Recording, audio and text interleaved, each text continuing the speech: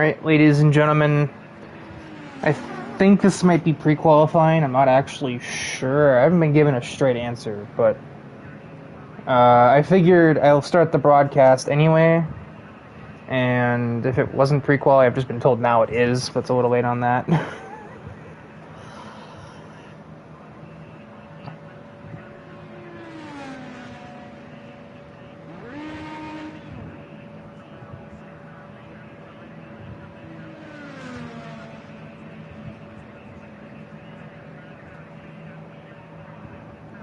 I figured, like, okay, I'd rather accidentally broadcast pre-qualifying, not knowing that it was, than accidentally not broadcast actual qualifying, not knowing that it wasn't qualifying. Or not knowing that it was qualifying, so I guess we're getting a bit of extra.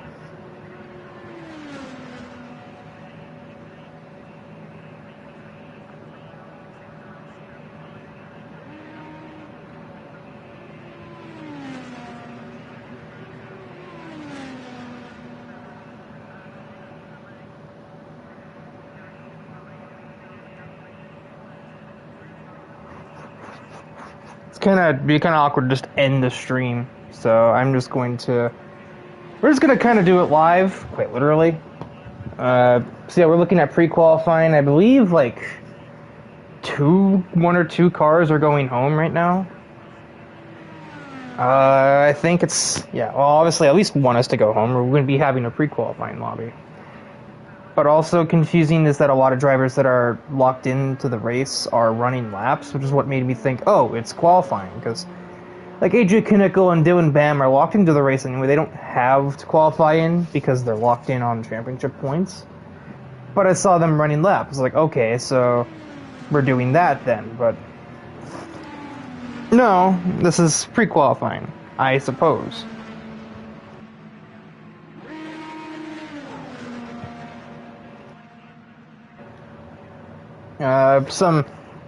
This does also give an arena to sort of go into a couple of the sort of different, I guess, paddock storylines, as it were. You know, things happening around the grid. For one thing, some of the drivers that ran the Indy 250 are continuing to run full-time, or at the very least, Jackson Tate is here running full-time now, as he's just made a bit of a mistake. I haven't even really properly introduced the race. This is round 5 of the ARC Indycar Championship. We are here at Willow Springs. If I must be completely honest, I'm not exactly sure why this is on the schedule. This is a test track. You don't really use Willow Springs as a normal racetrack, and most racing series certainly don't. But we are here anyway because this is a video game, so we can do that.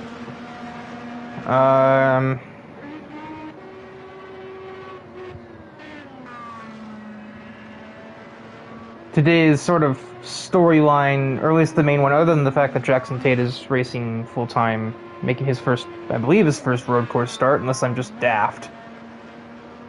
We have Dawan McMurray, a debuting rookie, making his first start here in, I don't remember the 10 car being his car. Could have sworn that was Van Oostendorp's, but Travis isn't here. Because this is pre-qualifying. Now that I know that, it makes perfect sense, because Travis and Stotts are not in the lobby. Probably should have been Maitel, but I really, as I said, and I mentioned this in the chat too, so hopefully everybody will understand where I'm coming from with my thought process. But I'd rather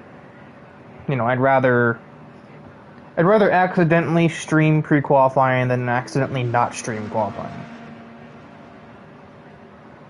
And I wasn't getting, it took me a while to get a response, so I was just kind of in like fight or flight mode. I was like, okay, do I start the stream or not? And my brain was like, yeah, let me start that before it becomes a problem.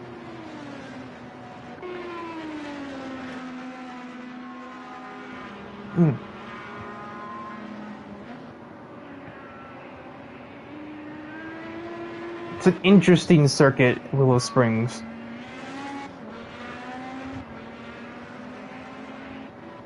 It's mostly flat out for the Indycar.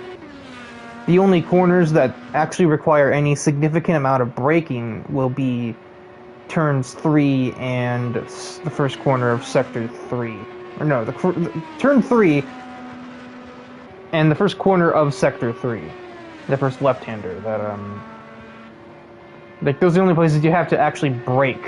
Everywhere else you can get away with either taking completely flat or, like, letting off. Or in Jurek's case, downshifting twice and engine braking into turn 1. This might as well qualify as an oval, as far as I'm concerned, as a result of that. And Jurgensmeyer has overcooked it, and he has flipped. Whoops. Don't do that in the race. We'll follow Day 1 McMurray as he heads through the middle sector of the circuit. Even though it's not actually the middle sector yet. The middle sector is literally just a straightaway, pretty much. He runs quite wide at the only other braking zone on the circuit. And Day 1 will head through the long final corner. It's kind of 2 corners in one, but it did make one steering motion, really. If you're making it right, at least. And we'll see what McMurray's first representative lap time is. And only one for pre-qualifying. Not much. Dylan Bam continues to beat Dylan Bam, running a 58.6. For reference, that's only about 5 seconds off the time trial record here, and that was set in a Formula X, not an Indycar. I don't actually remember what the Indycar record here was, but it was like 40-something on the leaderboard, and it might have been a sub 57 at best. So, yeah, Dylan Bam is close to flexing world record pace on the field here in pre-qualifying. That's something.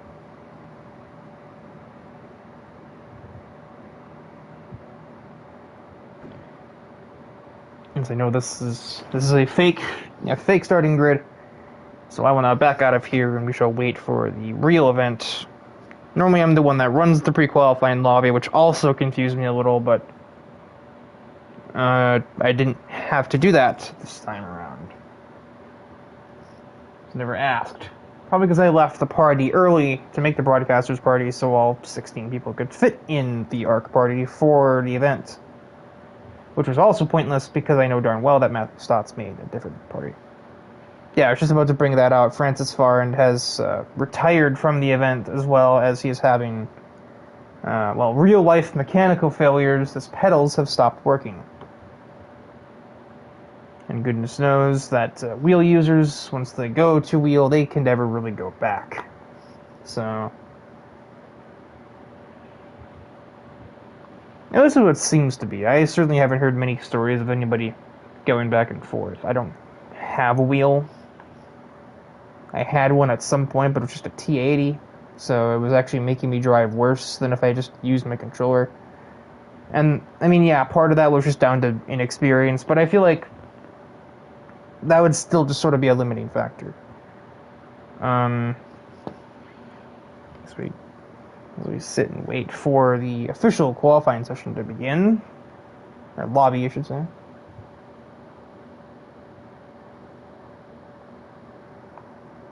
His throttle was stuck. He's a Toyota now, apparently. Yeah, I can see why that would be a problem. I mean, sure, you're taking most of Willow Springs flat anyway, but you still have to brake in a couple of places, and goodness knows you don't want to be continuously on the accelerator while that's happening. Because unlike what the memes on Twitter will tell you, if you hit the gas and the brake at the same time, your car does not take a screenshot. It instead blocks the brakes, and you usually crash.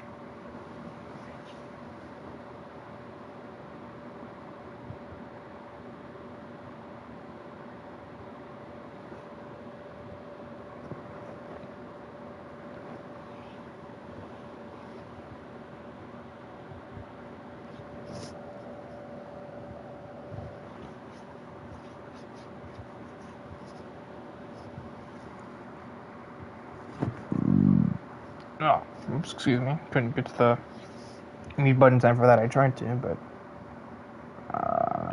I missed the notification for it. Nope, that's for something else. That has expired, so that means that they are in the middle of setting up the secondary lobby.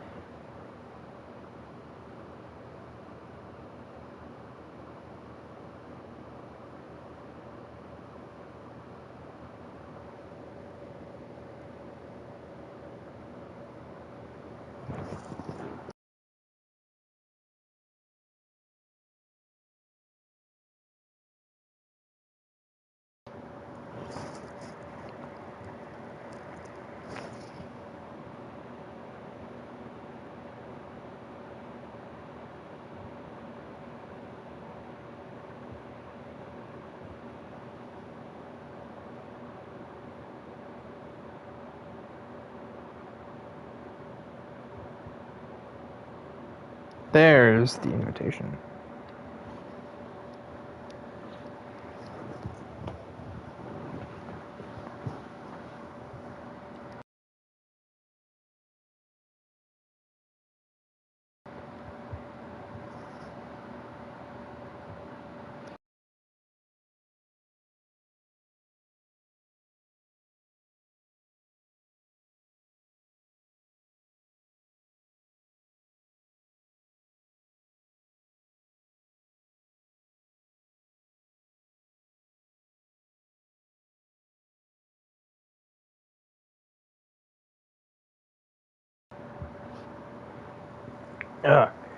As I allow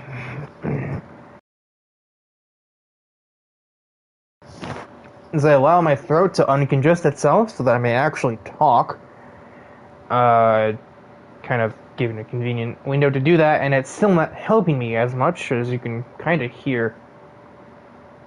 When the comments reappear?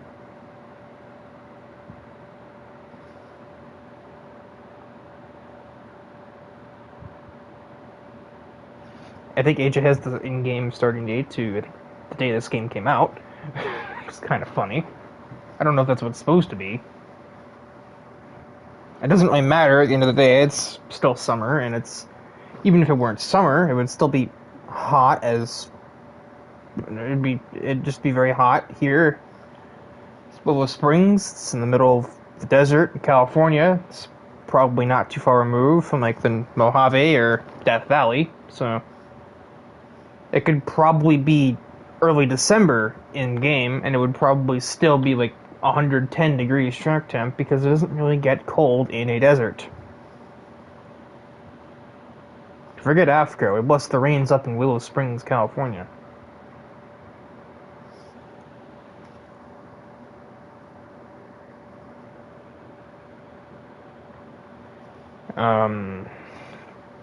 Yeah, now we are officially loading into the actual qualifying lobby when I, done being a moron and starting it during the wrong session, but again, I made my logic blatantly clear, so, and it's still, it's not unheard of. I mean, I broadcasted bump day for the Indy 250. It's not really that different. I actually don't think anybody went home as a result of Francis retiring from the event due to his pedals not working, so that was kind of awkward, but at least it made it easier for me to introduce the stream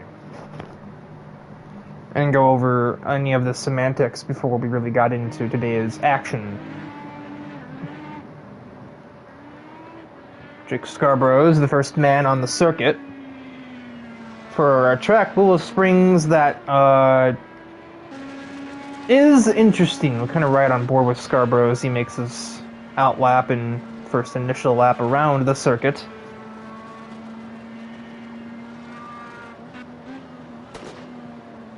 I don't seem to remember running an Indycar race here myself, back when I used to run AICC in like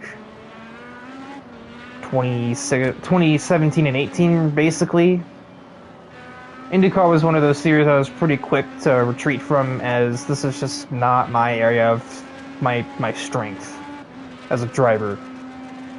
I'm a low downforce guy. I'm GT3s, 4s, touring cars, heck, even like road-going cars in GT7, but Not this.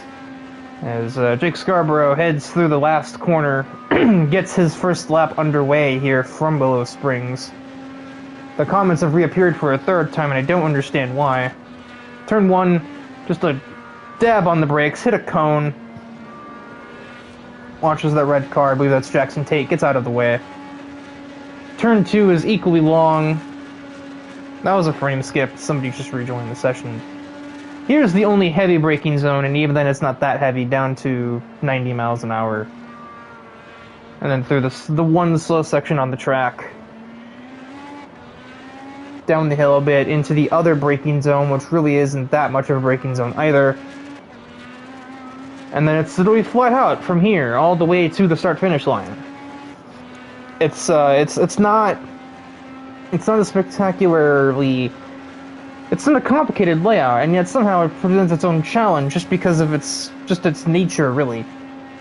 Especially with the desert heat playing havoc on the tire temperatures on the cars. Scarborough will complete his first lap. The first lap, a 1:02.131. Well, based on what we were seeing in pre-qualifying, that's not going to stand for too long.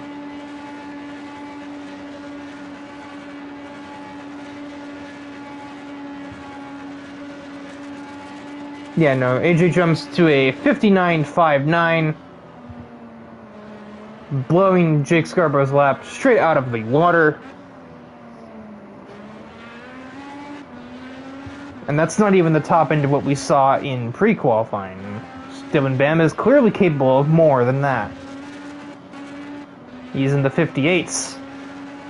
Wouldn't be surprised if he made an absolutely, immaculate lap. He'd probably get in the 57s if he really wanted to, if he used all of his power.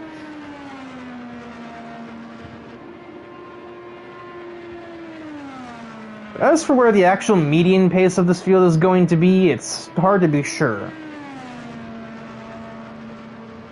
Scarborough improves 0.6. That only really secures his position, doesn't actually gain him much. Dylan, I believe, is on his out lap. There is a spun... I think that was... that's a track reset. Not really... I believe I've been given sort of a... I could update on the ruling behind that system of only use it if you actually cannot continue. If you just spin out and reset the track, it's not allowed. I don't actually know who did that. That looked like either the 7 car or a 35 car, because it was black. All they did was spin out, though, so it's not really allowed. But also, I don't think it matters. And if that was McMurray, who's new here, I don't really think we can hold it against him too much for not being aware. Yeah, 160 through turn 2. That is something.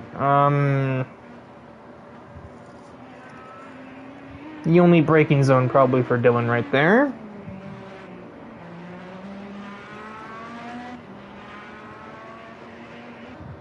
That sounds like a short shift.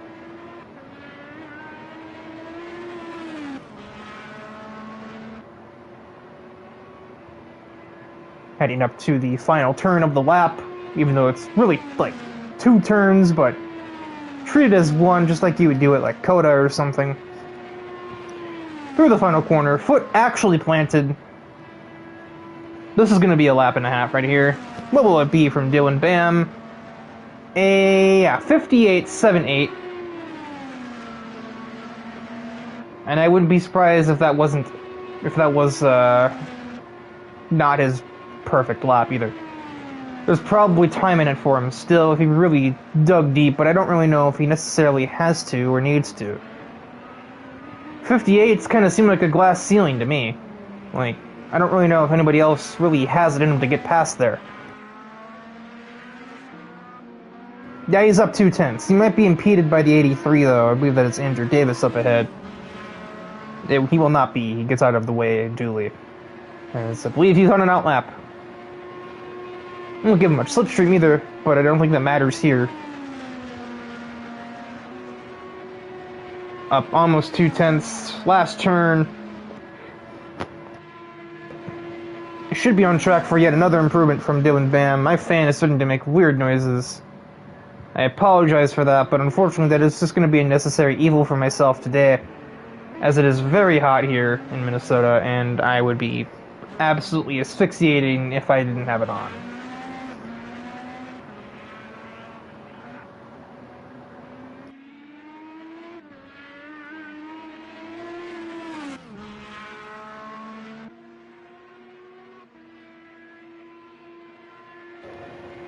I kid you not, I just smacked my fan and it stopped squeaking. You can't make that up. Apologies.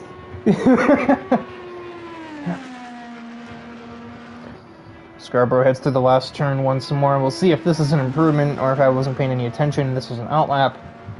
That was an outlap. I was not paying attention. Now, of course, the one's driving style between... Oh, I also missed Dylan Bam improving to a 58-51, I think. Oh, no, that was... No, I watched that, because he gained time on his previous lap. AJ is second on the grid right now, a second off of Dylan. Jurgensmeyer is up 5/10. That's not even enough to get him to Knickel, much less to Dylan Bam.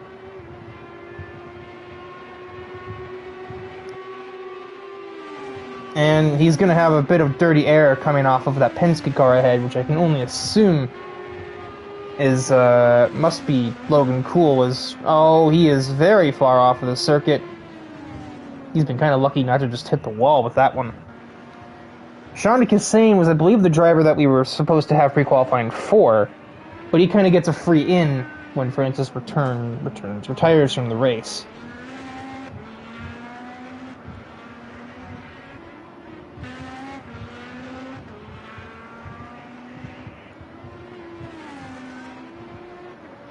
Stotts is up 6 seconds. It's not quite going to put him super high on the grid unless he finds more time still heading through the last bit of corners here.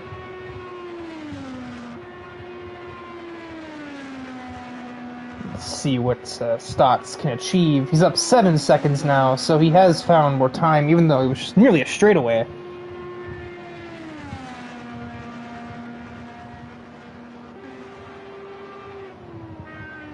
Jumps to 7th, the 101.70.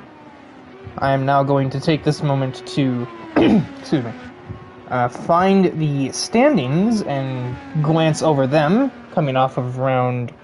Actually, this is round 6. I just got a 404 error, trying to find the Indycar standings. Love that.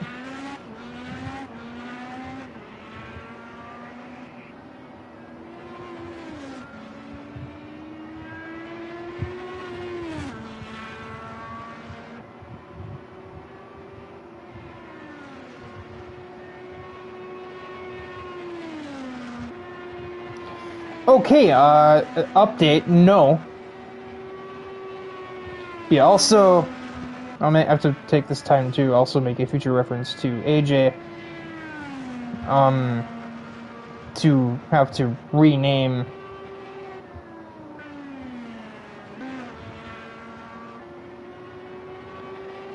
the stream after it gets uploaded, as this is actually round 6, not round 5. The Indy 250 was round 5.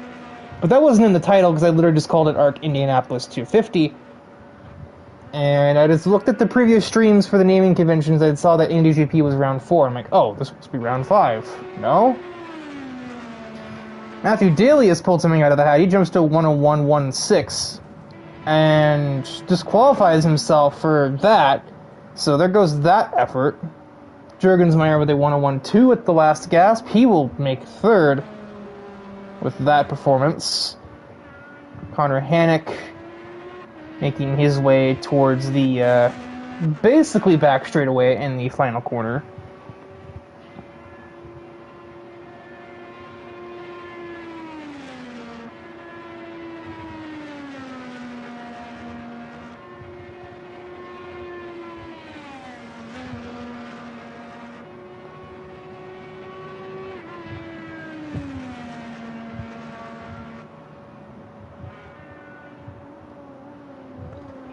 Do not believe Hannock improved. I was trying to type AJ to tell him that I don't have to rename the stream after it goes up.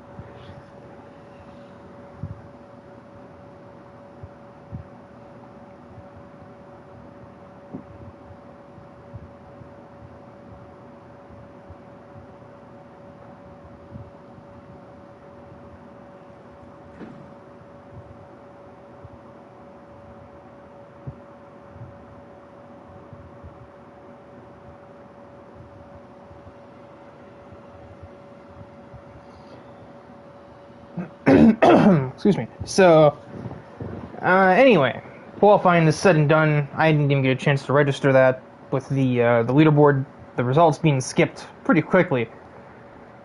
So we will look through the official starting grid for Willow Springs. Dylan Bam with his statement pole position by over a second, followed by AJ Knickel, Jonathan Jurgensmeyer, Matthew... I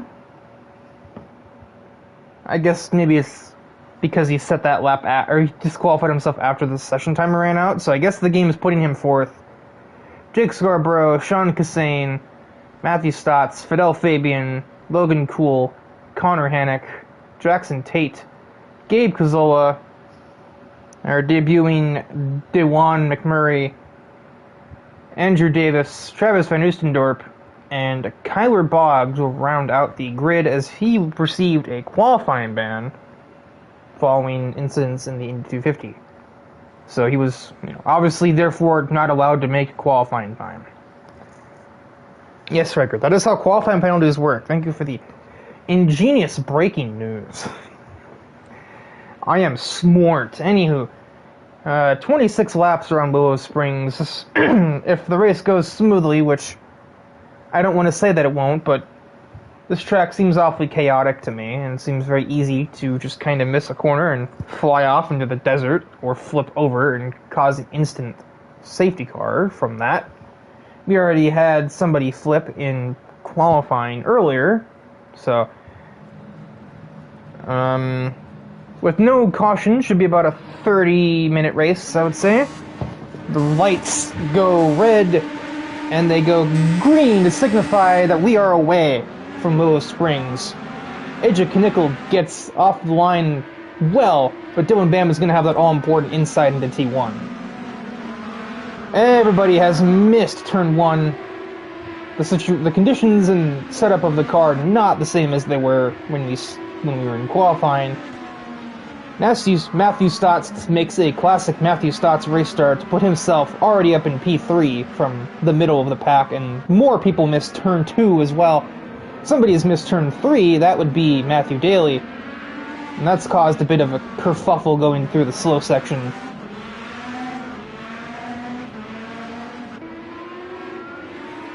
As everybody just tries to get single filed out, we look in the background to see McMurray having, kind of just being blown away by Travis Van Oostendorp.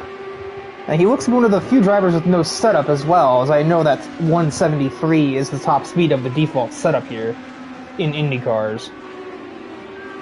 That is going to definitely hurt him in the long run, and just in the run in general. That's just not good. Kyler Boggs, a little off the beaten path there. Everybody's just trying to find the limits, and they're having to take to the sand to effectively do so. A big spin moment for the new guy, McMurray, who is reset to the track. That is, I believe, in a way that is against the rules. I don't know how we can really deal with that, though.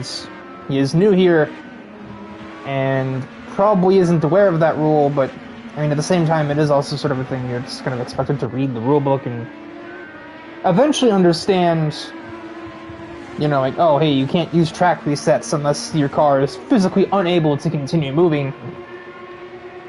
And he was definitely able to keep moving. Not the worst thing in the world, since he wasn't near anybody to, throw anyone off. I don't know. There'd probably just be a warning, not do it again after this week. Make sure that he is fully aware.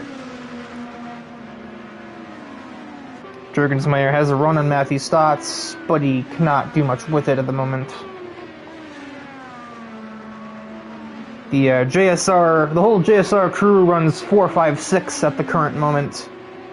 And this being the home track for Jake Scarborough. One of 4 on the calendar, let's be real. But, that's a missed turn for Van Oostendorp. Everybody's just kind of really just on edge, I guess. Everybody's just sort of on the verge of doing that. Everybody's just kind of missing turns. Nobody really seems to have a complete grasp on just how much grip their vehicle currently has, and it's resulting in quite a few small mistakes from most of the grid at the moment. Nobody's making any sort of colossal race-ending errors, because that'd be kind of hard to do at a track like this, where the walls are so unbelievably far away. But if there were walls out there, man, we'd be hitting them for sure by this point. Yeah, turn 1 is not a passing zone. The only passing zone, unless you just watch somebody miss a turn, like as Jake Scarborough's just done here, turn 3 is really it. That's honestly all. So long as you don't completely screw up turn 2, you're kind of safe, but Fidel Fabian has missed like every corner in a row now. He seems to be intent on proving that wrong, and he will just kind of let his team owner go through as a result of his numerous mistakes. But Jake Scarborough makes one of his own now, and so Fidel Fabian will get back ahead, as will Sean Cassane, as Scarborough does some rally driving. ARX is over, my guy. They are 3 ducks in a line here for second, third, and fourth, and that might change as Matthew Stotts has completely botched the final turn. Here comes Juergensmeyer to take advantage, and he will clear before even making turn 1.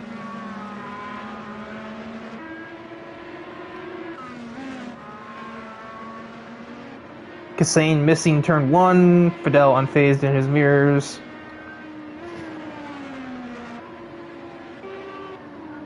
Looking cool behind Kyler Boggs, not even in the top 10 at the moment, but that is a battle between 2 cars. Gabe Cazola was recently overtaken by McMurray, but he's not too far away from him just yet. And the main attraction remains to be the sort of battle to be for second place. Nickel leading Stotts and Juergensmeyer around the circuit, Slipstream keeping them nearby. Juergensmeyer missing the final corner again. Dirty air probably not helping him any when it comes to making it.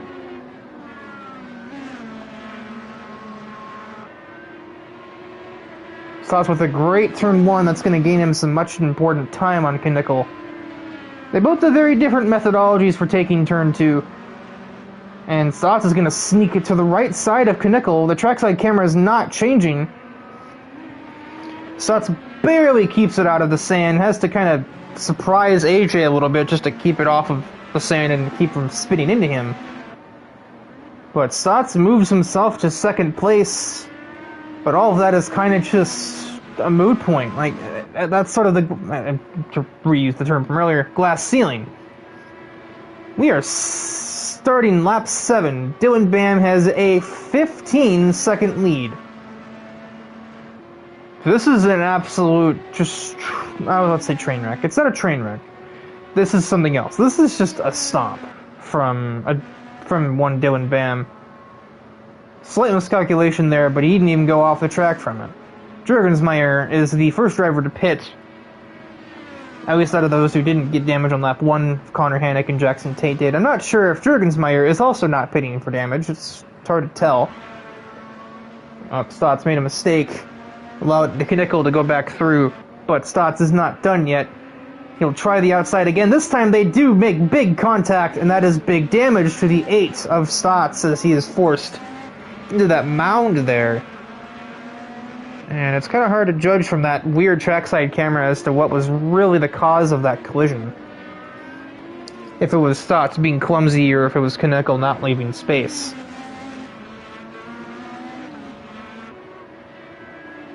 Not actually knowing that answer, I will not really necessarily comment on it, but I think that might just be a byproduct of the shape of the circuit there more than as much as anything else. We'll see if his teammate Van Oostendorp can negotiate the damaged Stotts cleanly. He's got Matthew Daly for company as he tries to do so, but Stotts will just exit the racing surface entirely to avoid further complication.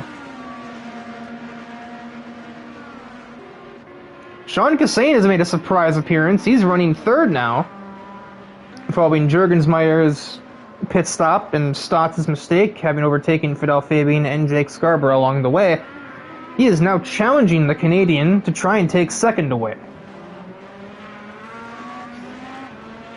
Meanwhile, Fidel is not too far behind his own teammate of Scarborough still.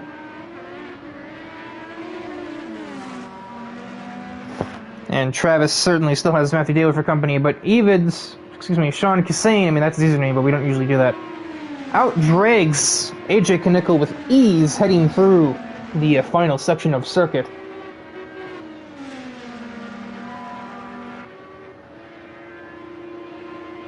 And he will clear AJ Knickel. We'll see if he can stay there for a sustained period of time in this race, which has been ridden with just little tiny mistakes. That's all it's really been taking, to be completely honest.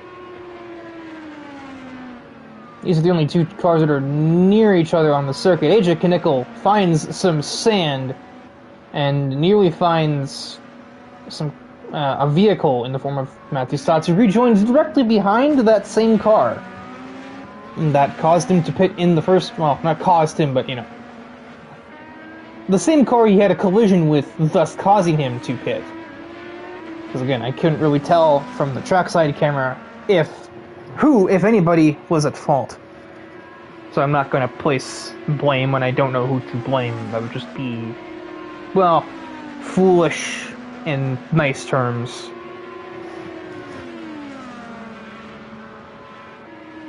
I'll know for myself for sure later if Stotts or AJ choose to report that. Be able to tell a lot easier with onboard POVs.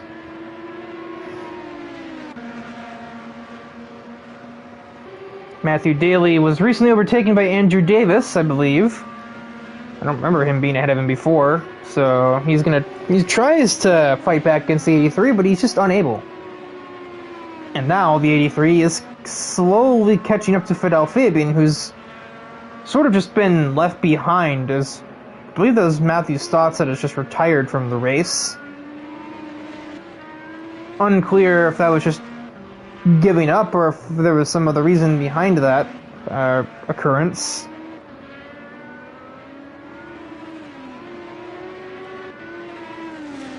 Maybe he crashed again and damaged the car, or he's legged out.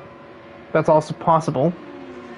Although the delay between him exiting the track and disconnecting was quite large, so I don't think that was it either. Daly has hung with Davis for a whole lap now.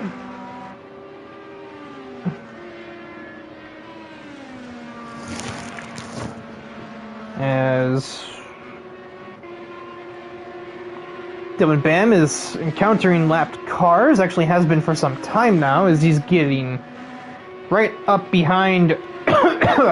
Excuse me. Couldn't get to the mute button for that one either. The rookie, DeJuan McMurray. I keep wanting to call him De Jong, like Mikey De Jong from AF1, but no, that is not who that is. McMurray will... not overcomplicate the matter. Obviously, the blue flag's being shown to him. He probably also was just straight up told, like, move for that car. Jake Scarborough has now also caught up to AJ Knickel little by little, and goodness knows these two have had plenty of run-ins lately, so it'll be interesting to see if that pattern repeats itself. Not to avoid, not to be an instigator, but I mean, it's kind of hard to avoid that sometimes. And especially in the world of motorsports, which just seems like, excuse me again, I'm going to be more vigilant on the mute button on that, but it's hard for me to think about that while I'm still talking. It's kind of hard to completely ignore things like rivalries such as these when these two have made so much contact in the past, and there's a certain part of you as a broadcaster can control the camera and where it's looking, who it's looking at, what to put, where to put the camera to catch the excitement of the event. I mean, you put it on the two drivers that have caused excitement and action and drama in previous races. That just seems like common sense to me.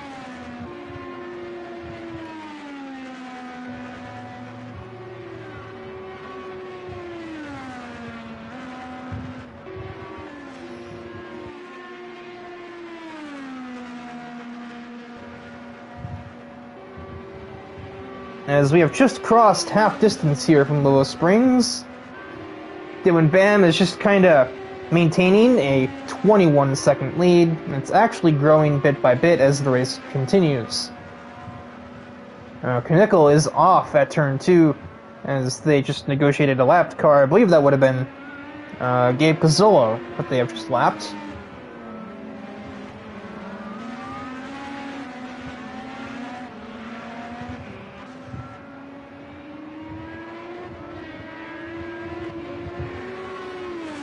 Doing Bam makes his pit stop directly at the halfway mark. It's the simplest way to handle it, and it's not like it's a super high risk when you have 21-second lead. This will obviously hand the lead over to Sean Cassane, who also pits, so it won't do that. You might just see everybody duck in here. No, AJ Knickel and Scarborough both stick it out longer. But Dylan Bam managed to emerge in the lead ahead of Knickel. That is just the magnitude of the race lead that he had. He's still about a second clear of him. And Scarborough is right there with Knickel, which will just make his escape a little easier, as if it wasn't already going to be. Too wide as they head towards turn 3. We've seen this before, and Scarborough just kind of backs out, or maybe brakes conservatively. Looks for a crossover, but then the outside becomes the inside again, so no hope of overtakes through that segment. Not that way.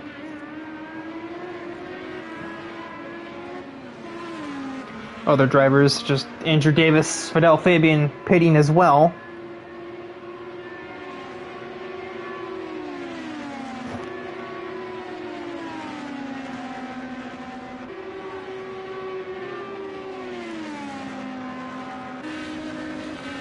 Right on board with Scarborough as he attempts to find a way back ahead. He's might have just about found it. We'll go back to trackside, never mind that. Tries to hang the outside. There's about enough downforce in the Indycar to do that, if you dare. The JSR setup is definitely... okay, that was... What? That was just not great. Yeah, that one I definitely know who to place the blame on. That is Scarborough just being clumsy and not noticing there's overspeed. Big damage to both cars, and probably an even bigger penalty heading his way for that one.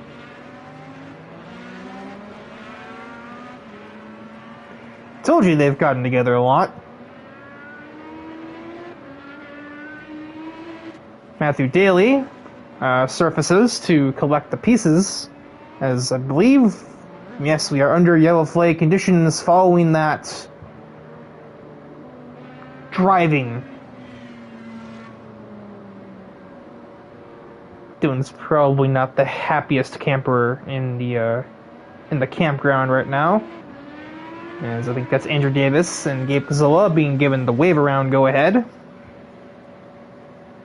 Yeah, Dylan had just pit not long before, so everybody else gets a free pit stop. However, with the pace that Dylan has shown and the fact that he will still be the race leader when we take the green flag, I don't think he's super concerned about it, all things considered. I know I certainly wouldn't be in his position. We got AJ Knickel, who, in spite of the closed pit lane, is still deciding that it isn't in his best interest to just take the EOL and pit now. And looking at the shape of that car, I would tend to agree. Scarborough, despite being the cause of that incident, certainly got off way better because he was able to avoid the sandbank on the outside of turn 2 that I didn't even know was there. That is just how far those two both got sent flying off the track from that collision. They got sent to a part of the venue that I didn't even know existed.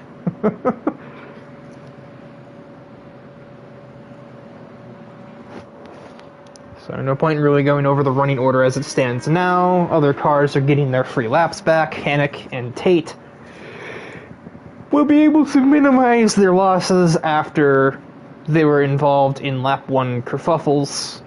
Not sure if with each other or not. I believe it is... it's safe to guess that it was between one another, but you can never be 100% sure. It may simply have been Hannock maybe running to the back of somebody and Tate hitting the debris or something. Or any other number of cases could hold true here. McMurray also pits. It's So he also had to take an EOL. I don't think he's aware of how that worked since he is new here. It's my best. At least it's my assumption in this case that that is what is going on. But he just straight up doesn't know how closed pit road works. Especially after having just seen the league owner take this pit stop on account of the massive amount of damage dealt to his machinery. So I readjust myself in my chair.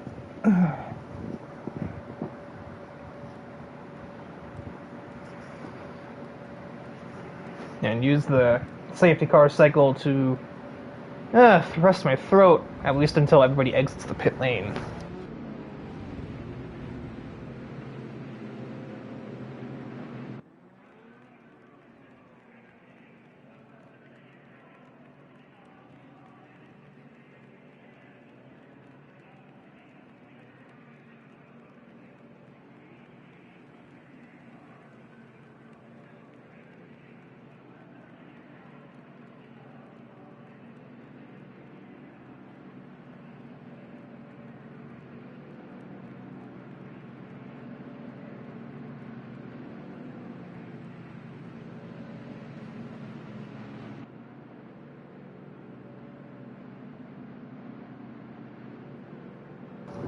Alrighty. And that I have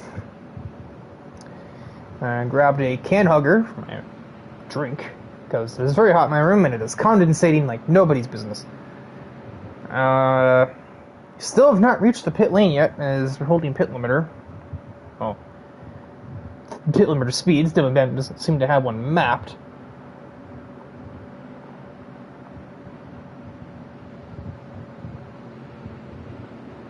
Just interesting. I'm surprised he's never sped by accident. With that in mind. Who goes into the pits?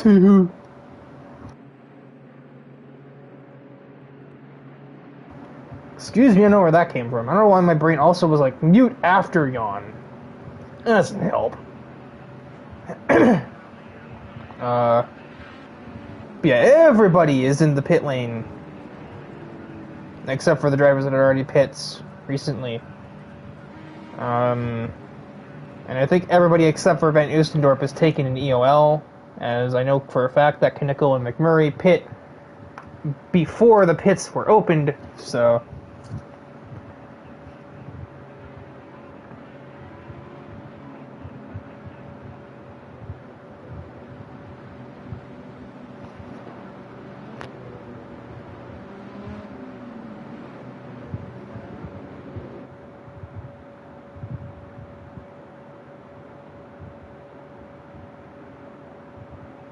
I mean, I think Travis is in the script position. It's just, yeah, the other two need to let cars go by, and it looks like they were trying to. They were on the inside, but I don't think Dylan took the memo.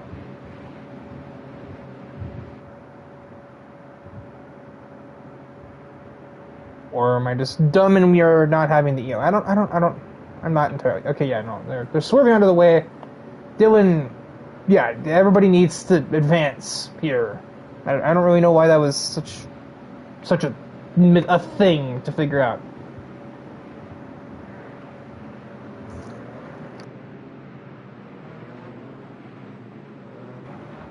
Yeah, we get one safety car, and all of a sudden I'm just in maximum yawning mode.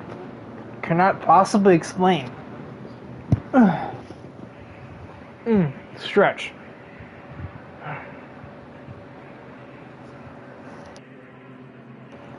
So now I believe everybody is in the correct order. Travis Van Oostendorp will be the one taking us to the green, staying out on track with an interesting strategy call. Followed by DIVEBOMB, his teammate Logan Cool, Sean Cassane, Gas, Jonathan Juergensmeyer, Fidel Fabian, Andrew Davis, Kyler Boggs, Connor Hannick, Gabe Kazilla, Matthew Daly, Jake Scarborough, Jackson Tate, and then EOL penalties handed to AJ Knickel and Dawan McMurray for illegal pit stops under the yellow flag before the pits were declared open. 9 laps to go here from Willow Springs once the 10 car of Travis takes us to the green flag. So we're going to be running basically a third distance race to the finish line. Only one DNF, Matthew Stotts, up to this point. I'm not exactly sure if that was just due to just giving up or if there was further damage involved after his initial contact with AJ Knickel.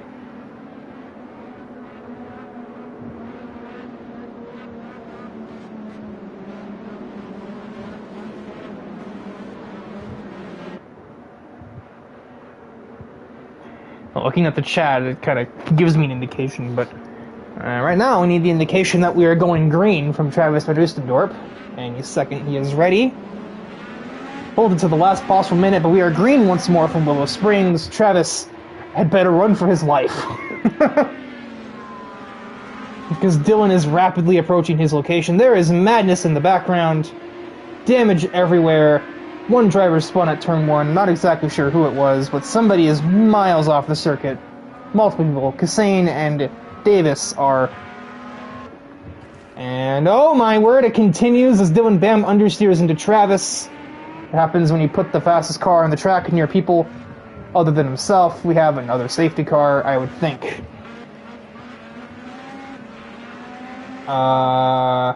Logan Cool is now your race leader, following him basically just Austin Dillioning his way through all of the destruction and chaos. And we have summoned yet another safety car with basically 3 isolated incidents in 3 corners. Yeah, that doesn't necessarily surprise me, I must be honest.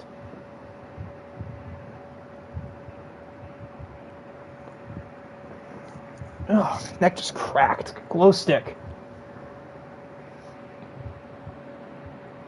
Not sure why Kyler Boggs is warming the tires back there. We just got under yellow.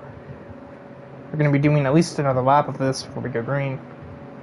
Pit should be open this time at least, so it won't be a dramatically long safety car. Everybody can make the necessary pit stops, get up to 60 miles an hour, or 98 kilometers for the Europeans like Connor Hannock, and then make our lap of the track whenever blah blah blah blah, and then go green again.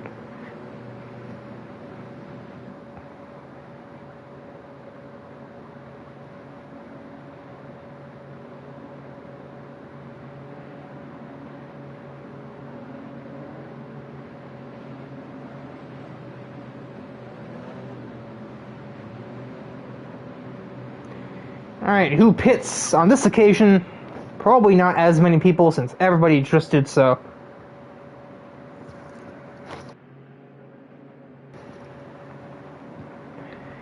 Probably only the ones that have taken damage, if I had to guess.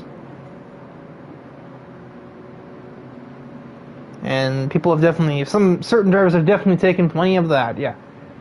Dylan Bam and Travis Van Oostendorp were clobbered there, or clobbered each other. Jurgensmeyer, Andrew Davis. Sean Kassane did not pit, which is surprising to me, because he was involved in that turn 1 mess, but maybe he just spun out and didn't touch anything. It's also very possible. And I guess kind of what has to be the case since he didn't pit.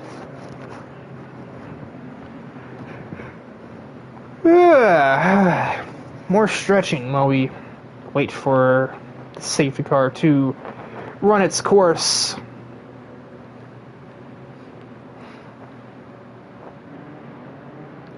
So now Dylan is going to have to make his way back through the field following that racecraft nightmare.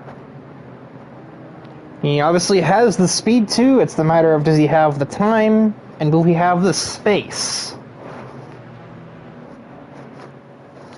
His teammate, Logan Cool, is currently the leader, and that might help him a little bit along the way. It's hard to be entirely sure though.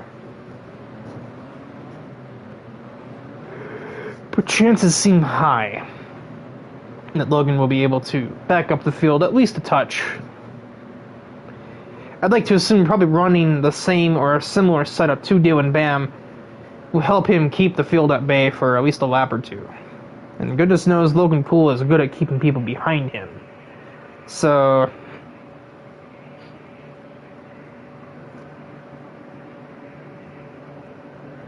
I should know. I won my last ARC race on account of his ability to keep people that weren't me behind him. Dylan and Travis are still in the pits. They may not be able to make it back here in time at this rate. Dylan Bam is on his way out, but Travis is still in the pit lane. I think he lost a wheel, like a front wheel from that crash. He is finally on his way, but I think unless they stopped on the back straightaway here, I don't think we can go green on this lap. I do not believe they would get here in time. It would be very close, but we'd basically be running the pit limiter all the way up to the start line.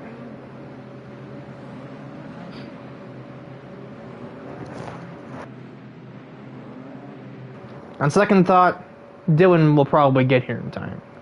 He's already almost through Sector 1. Okay, yeah, Dylan is absolutely getting here in time. He pretty much is here, and I think Travis will also get here in time. So they'll probably take it up to 60 as they cross the sector line, and Logan Cool will take us to the green flag at any point on the front straightaway. I know Logan Cool, he's probably also going to hold off on flooring it for as long as he physically can, instead of just his way of tackling these situations. Kyler Boggs is being funny. Yep, you're up to 60 now. So I'm going to get on the edge of your seat and hope that maybe we actually reach turn 4 this time without bringing out another yellow flag. We might actually get to the end of this race.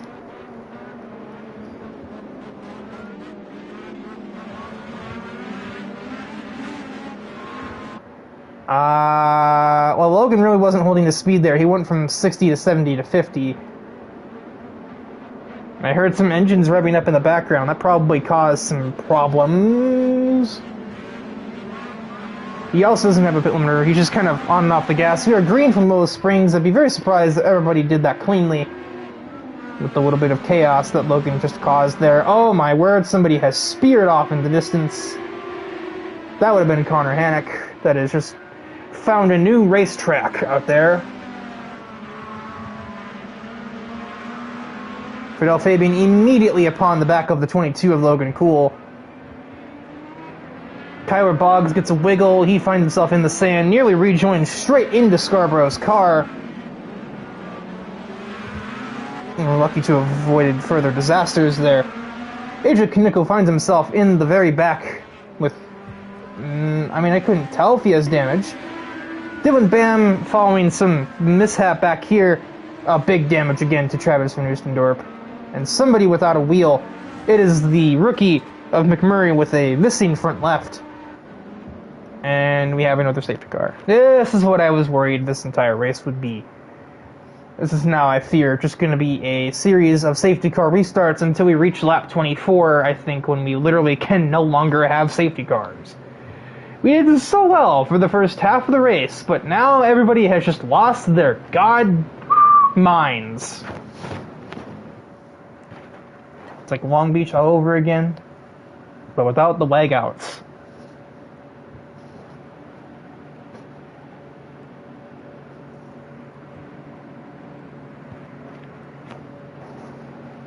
And I don't think pits are open.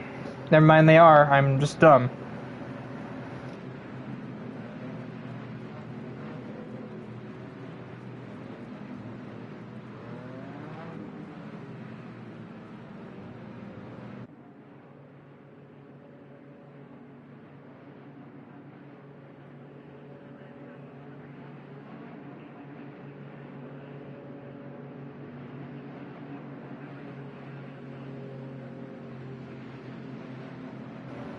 It seems that in spite of only missing a front wheel, which does allow you to drive back to the pits, McMurray has called it quits on this event, which is, certainly not the debut that he was looking for, I don't think.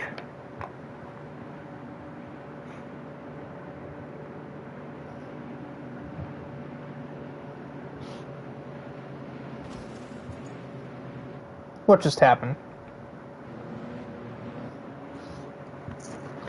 I heard stuff breaking back here. Who was that? Fidel has disconnected. I had to say something about the lag outs, huh? Fidel disconnects from second place. So that's unfortunate. Yeah, a decent chance to stay there too, since we're just going to be caught in a seemingly endless cycle of yellow flags. Dylan Bam, on the other hand, though, we didn't have much green flag time, but he certainly made the most he possibly could out of it, getting from like 13th to 6th. And suddenly he finds himself in a perfect position to get back onto the podium from here, as Logan Cool is somewhere. I believe that perhaps Vidal lagging out caused him to surge into the back of Logan's car. And my guess is he's being allowed to pit. Oh yeah, I mean that's suspension damage right there. I think if you look at the cockpit view. I said the cockpit view. Yeah, that's not normal. That will do it. Yep, that's suspension damage for the 22. He's probably being allowed to hurry ahead, have that repaired, and probably be given his spot back, since that was definitely not his fault.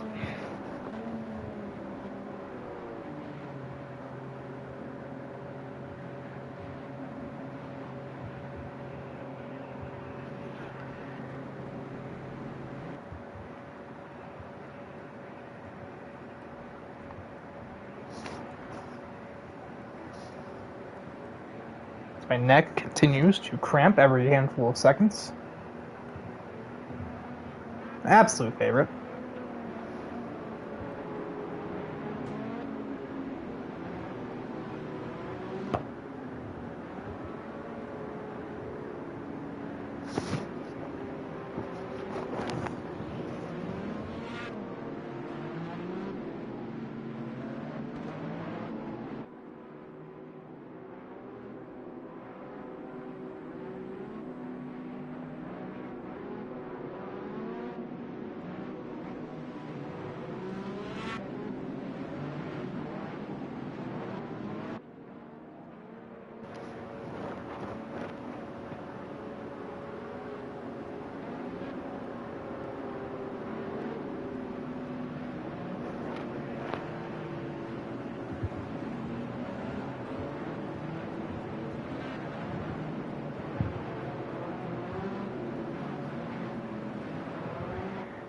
Yeah, obviously not green this time, as Logan's not out of the pits.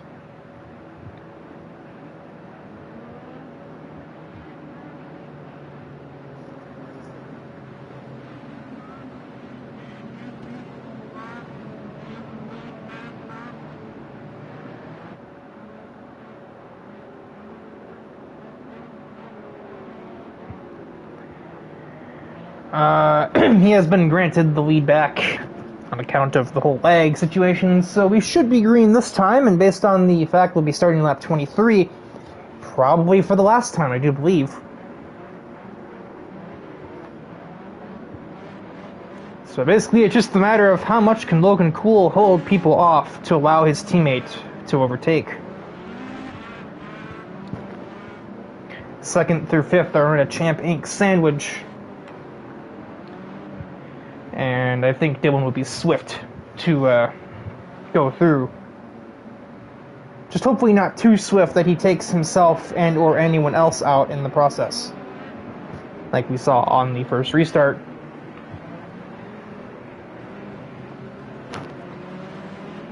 Passing here is by no means a cakewalk, I'm fully aware, so... But then again, it's not like he was having many problems with that before. Even if most of that was just down to people making mistakes along the way or getting caught up on each other. You're speeding up a little bit here.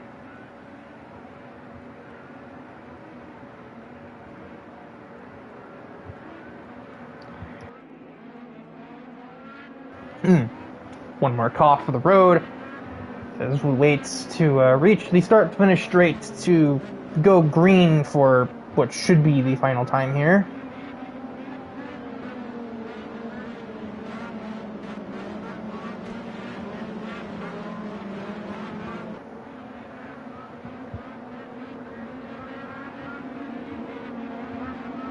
His cars need cruise control.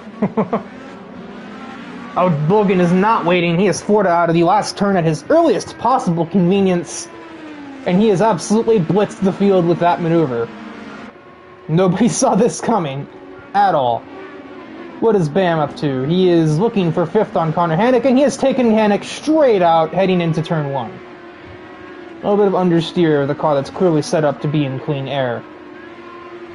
And that has taken Hannick all the way back to last. Somebody else spun with him. I think that was Kassane a second time. Bam has to check up as Kyler Boggs ahead misses turn 2 on exit. That or yeah, so we're not under safety car, that's just the corner being slow, Riker. That is how racetracks work. There are usually turns on them. Scarborough is right there on the back of the 22 of Logan Cool as we head through the last sort of double corner, heading up towards 3 to go. There are no more cautions from here, so it is just everybody just lay your cards on the table and hope to God that you win the bet. In the background, Kyler Boggs versus Gabe Gazzola for 3rd. Boggs will grab P3. Dylan Bam will follow him through. Not too far away now from the podium for the driver that was in last place, all not too long ago. Scarborough's still there on Cool, but passing, as I mentioned, not easy here.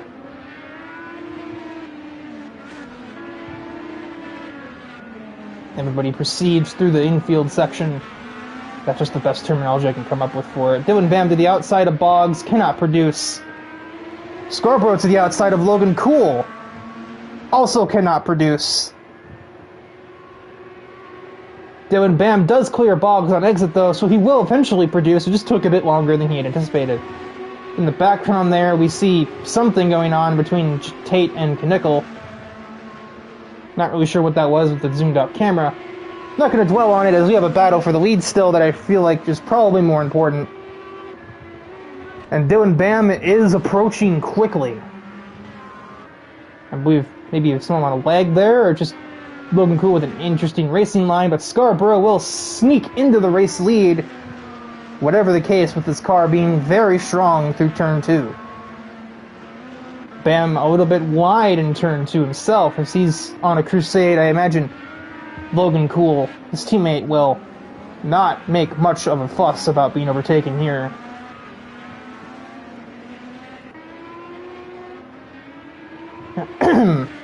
Indeed, he moves to the far side of the racetrack, allowing Bam to pass. Bam will have to make up 2 seconds and change on Scarborough as we head towards the white flag here from Willow Springs. Jake Scarborough has just come off of winning the Indy 250, so a clear sign of momentum in his corner, even if he doesn't manage to hang on to the lead here.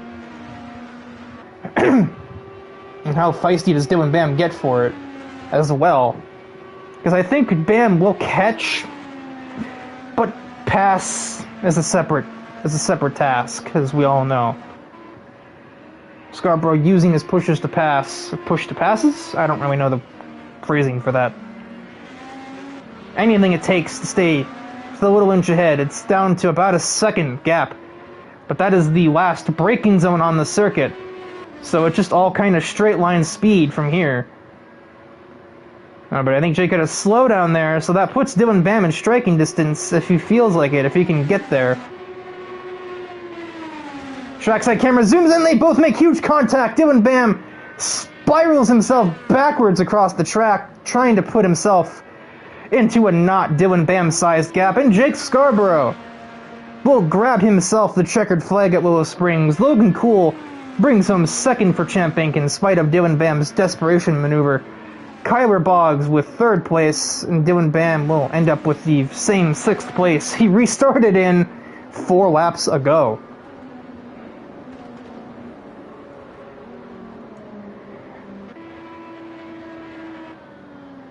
So Scarborough bags 2 races win. Try that again. Scarborough bags 2 race wins in a row. Logan Cool, I believe, ties his best finish in ARC. I do not wish to leave the session. Not just yet. I accidentally bumped the circle button trying to put the camera on Cool. Kyler with his return podium after being indefinitely suspended Logan Cool kind of in a similar boat. And for Dylan, it is just a bit of a lapse in judgment. The adrenaline got right to him, and I don't really think that gap was ever there, my friend.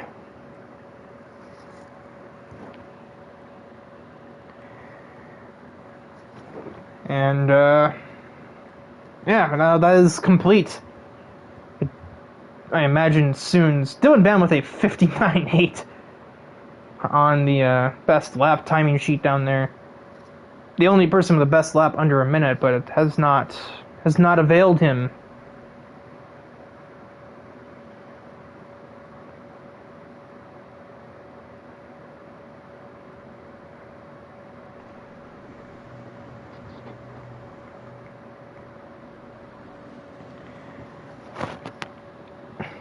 Wait for Kyler Boggs is the one we're waiting for.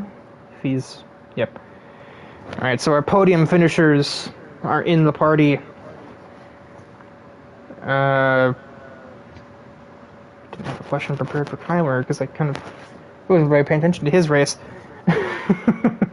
No, so you just kind of quietly made your way into the field and just surprised podium after Dylan's misfortune there. But I mean, to get to a question, Kyler Boggs, third place finisher from Willow Springs. On the safety car restart, was your strategy to sort of just kind of survive, or were you trying to make up places on the restart? Well, first off, I want to make sure my mic is on for the stream. That way it's not muted. Well, so somebody watching the stream would have to confirm that you have been heard, because, I mean, I can't really have the tablet audio on. Kyler, say something. Alright, it's on. Alright, well, to answer your question, I mean, not really. I mean, going to this race, I knew it was going to be difficult because, you know, it's going to be it's pretty much a slip and slide race. But I mean, I was just trying to keep things easy, not to try and overshoot any corners. My initial strategy was just going to take fuel only, because the tires, I mean, even if you were on new tires, it wouldn't have mattered anyways, because, I mean, they die within 4 laps anyways at this track. So as far as the podium goes, I was not expecting it at all. I was just chilling in 4th, and then I don't know what happened to, I think there's the 2 or the 12 or whatever. 2.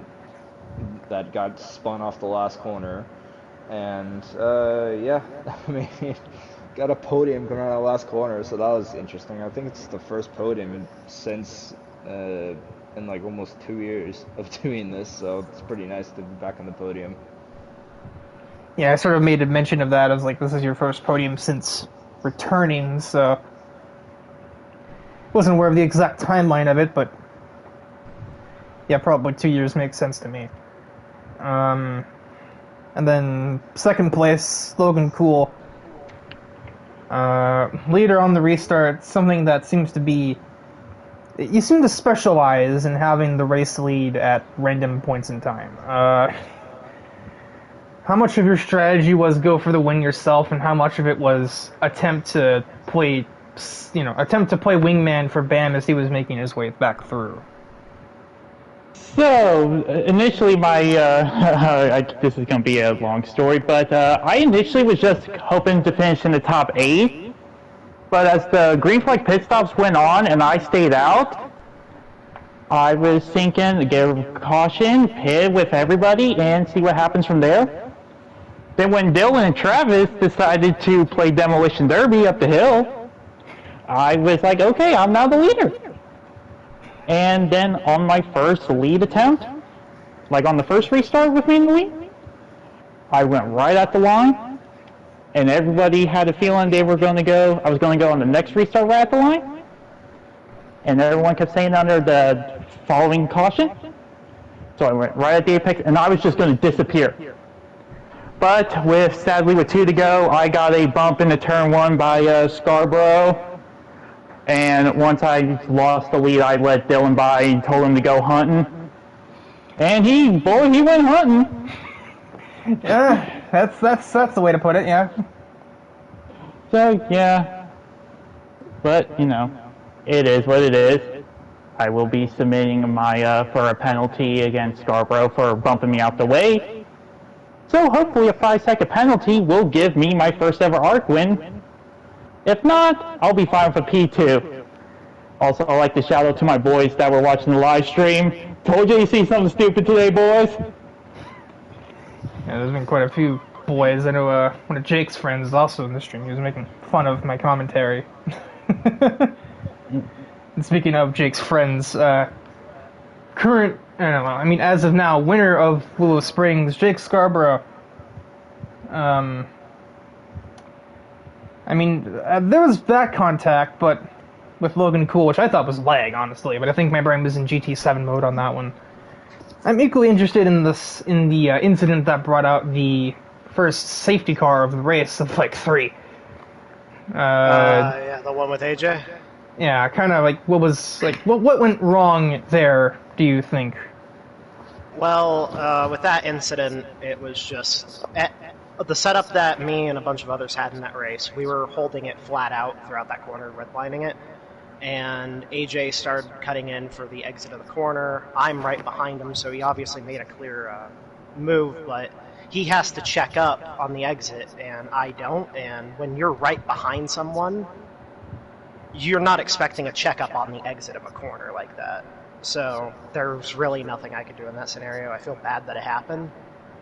I mean, I guess in the long haul it didn't even cause the caution because I guess AJ ended up spinning out into Matthew Daly afterwards. But I mean, that's not what you want to have happen, and there's nothing I could really do about it. It's just or not even late reactions. It's just, I guess, a bad circumstance. Yeah, and then secondary question, obviously, after the surprise win at the Indy 250, and now this one, momentum clearly on your side. What is the momentum like? Do you think you can make a sudden championship charge if you're not already in the battle? I tried to look at the standings, but SLP wouldn't load for me, so... Well, I believe I was third in points going into tonight's race, so to kind of keep momentum on my side, I wasn't expecting to do good here. I guess it's nice to win a home race, since Willow Springs is indeed in California, but... you got 4 of those. Yeah, too many California races, but at least it's a nice feeling to get one of them. I hate the circumstances it was under because I'm not sure how it looked on the stream, but from my end, I never made contact with Logan, and from looking back at the stream and then my own POV, it looks like the incident with me and Dylan was a combination of my own late input and a bit of netcode. So I'm sure it will get reviewed afterwards, but you don't want to win a race like that. It's a bit of a sour taste, but I mean, hopefully everything is fine and we can move forward and bring momentum throughout the rest of the season. I mean, the win on track is one thing, even if sort of 3 big question marks in the air might be penalties later. Not sure. You know, it's for the stewards to figure out, I guess. Yeah. But, you know, those interviews concluded. That'll do it for the ARC Indycar Grand Prix of Willow Springs. I don't think that's the official name, but we're gonna roll with it anyway. I don't actually know what the next races are because there's no race check-in up for next week, obviously. Watkins Glen. Oh. I'm sure I could have looked, but I'm sure if I tried to look at the schedule, my site or my tablet would also crash again, so I'm glad somebody's able to look at it because my tablet decides to be funny. So this time next week for Watkins Glen. Other things this week, I believe there's a Porsche Super Cup race later on Thursday. Nothing on Tuesday, as I believe ARX is still, we're kind of just on the offshoot of that. So, offshoot, I don't know what I'm talking about. Anyway, as for ARC sponsors, because I'm kind of basically making my own script up for this as I go along, we have DIVEBOMB, the title sponsor for ARC. Big part of promotion here for us at AutoRacingConnected with their own social media sites. SimLeague Pro for crashing on my tablet, but that's because my tablet is silly. But for people with competent equipment, a way to easily organize any league, not just ARC, but it certainly helps ARC do so. And any other leagues that use SLP are usually very organized with detailed ways to handle scheduling, recruiting, and tracking points and statistics. To the Burning Rubber podcast, a podcast run by our own race winner, Jake Scarborough, which is somewhat getting deeply rooted into the NASCAR world, interviewing up-and-coming talents on that side of motorsports. James McAdam, with a sort of direct partnership with ARC that allows us to use his own in-game virtual photography and screenshots for ARC promotional materials. And I still forgot to ask AJ what the actual name of his design firm is, but AJ Something Design, he does all the social media graphics and whatnot, and excuse me, graphics for every other thing that he does. That's not the right wording. AJ's behind like about a month on that script for me. I don't know if you could tell, but yeah, Monday for Watkins Glen, Thursday for something in Porsche Super Cup, but until then, Riker Lummel signing off. Logan, would you mind joining my share